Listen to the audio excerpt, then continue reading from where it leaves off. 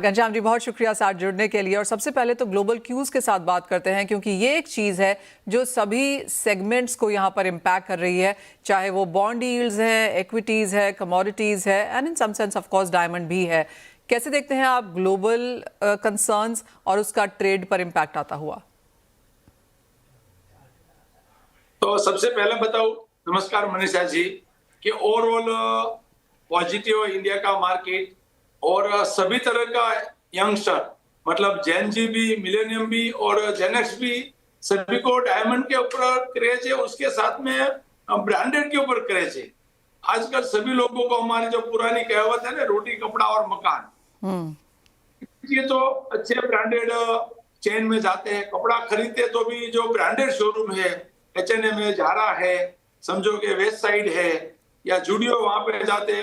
घर खरीदने का तो भी अच्छे ब्रांडेड जो बिल्डर है, लोढ़ा बिल्डर, ओबेरॉय, गोदरेज, प्रेस्टीज, तो रोटी कपड़ा और मकान, उससे लगता है कि सभी चीज में ब्रांडेड का क्रेज है। डायमंड ज्वेलरी में भी ब्रांडेड का क्रेज है। वर्ल्ड में बहुत सारा पीएम है, उसके अंदर भी हमारा जो मोदी जी है वो ब्रांडेड पीएम में आता है। जो बोले वो चीज वो करता है, एक्टिव है, कमिटेड है, इनोवेटिव है। तो सेम ज्वेलरी मार्केट में भी जो भी कंपनी है, ब्रांडेड का बिजनेस मेट्रो में भी बढ़ रहा है, 2-3 टायर में भी बढ़ रहा है, और आगे जाके लगेगा कि लोग 70-80% ब्रांडेड चीज खरीदेंगे। फिर ज्वेलरी की चीज कोई भी, वहां पे क्वालिटी है और कमिटमेंट है और ट्रांसपेरेंसी है। और आजकल कंज्यूमर को लग्जरियस फील करने का है, जो लग्जरियस फील है वो ब्रांडेड में आएगा।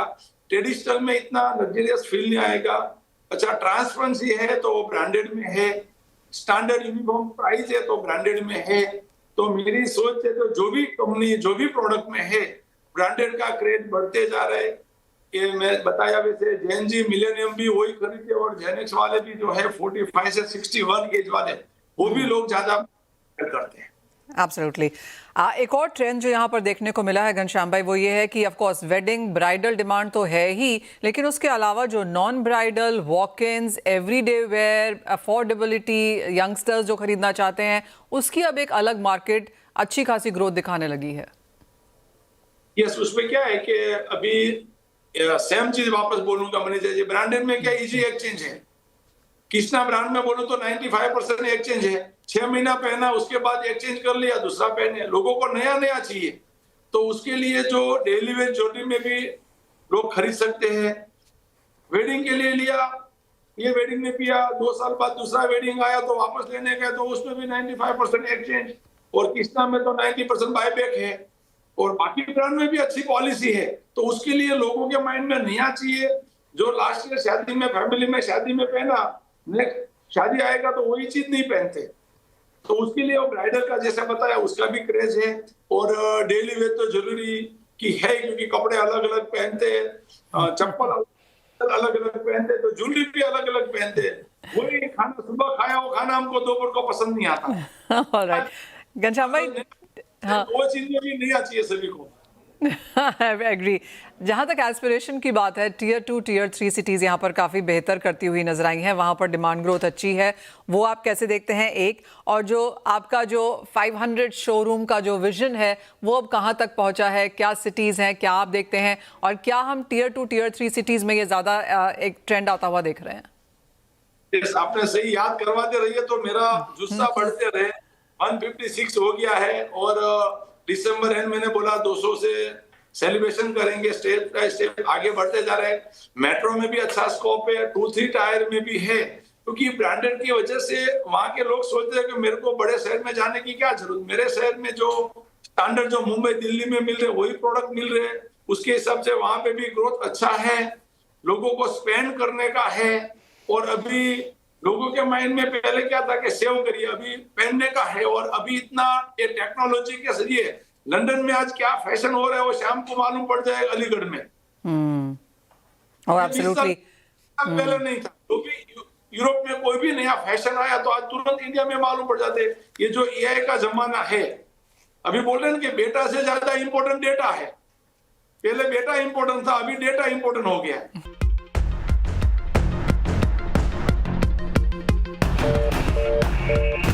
जुड़ने के लिए आप 20 साल से या ज़्यादा शायद ये वाली मार्केट देख रहे हैं, जिस स्थिति में हम लोग एज ऑफ नाउ यहाँ पर खड़े हैं, जहाँ पर एल निनो भी है, इंटरनेशनल मार्केट्स में इतना कुछ यहाँ पर चलता हुआ नजर आ रहा है, रुपए में इतनी जोरदार गिरावट है। सबसे पहले तो आपकी सेंस यहाँ पर सोइंग नंबर्स को लेकर क्या है और कितना आपको लगता है इंडिया यहाँ पर इस बार इंपोर्ट करता हुआ नजर आएगा?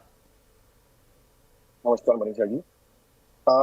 इस बार आप देखिए, इंडिया इंपोर्ट तो करेगा अराउंड 6 से 7 मिलियन के बीच में।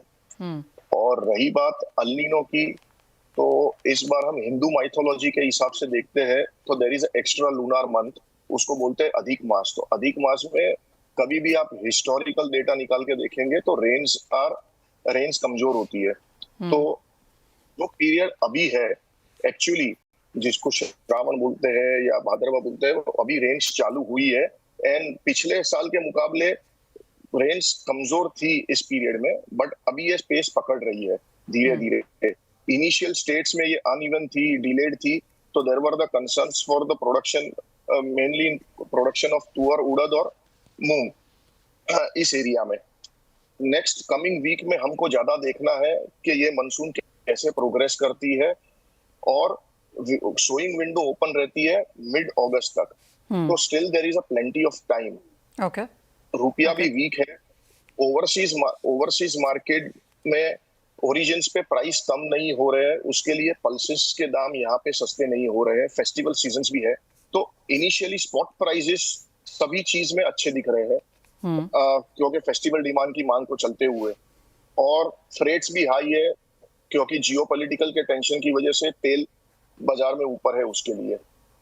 सोहेल, यहाँ से किस तरह के प्राइसेस बनते हुए नजर आ सकते हैं, क्योंकि पिछला महीना भर यहाँ पर बढ़त देखने को मिली है ऑलरेडी। यहाँ से कितनी तेजी की एक्सपेक्टेशन? अगर हम बात करेंगे, पहले हम बात करेंगे उड़द की, तो उड़द तो ऑलरेडी बढ़ चुका है। मैक्सिमम 3-4% अप डाउन में खेलता रहेगा अभी उड़द यहाँ से फ्रॉम द करंट प्राइस। और रही बात तुअर की, तो तुअर की क्रॉप अभी बहुत टाइम है, 6 महीने की क्रॉप होती है तुअर की, तो अभी बारिश देखनी होगी।